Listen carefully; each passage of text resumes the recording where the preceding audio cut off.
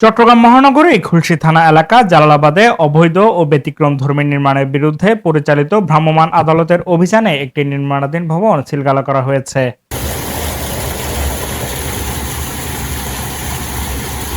মঙ্গলবার special metropolitan magistrate আদালতের অভিযানে খুলশী থানাধীন নীলাচল আবাসিক এলাকায় অবস্থিত সালমা ভবন নামে নির্মাণাধীন ভবনে অনুমোদিত নকশা ও নির্মাণ বিধির বিভিন্ন ত্রুটির কারণে আইনগত ব্যবস্থা গ্রহণ করা হয়। এ সময় অভিযান পরিচালনা করেন সিডিএর স্পেশাল ম্যাজিস্ট্রেট হামিমুন তানজিন।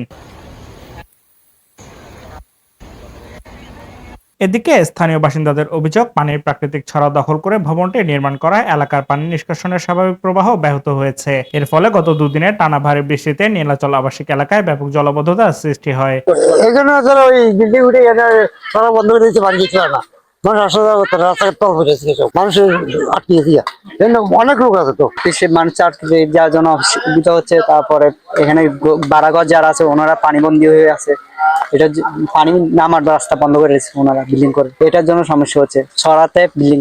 বলবেন আমরা যাইতে আইতে অনেক কষ্ট হয়ে যায় এবং ড্রেন করে দিয়েছে, ড্রেনের উপরে বিল্ডিং করার পর পানির রাস্তা বন্ধ করে দিয়েছে।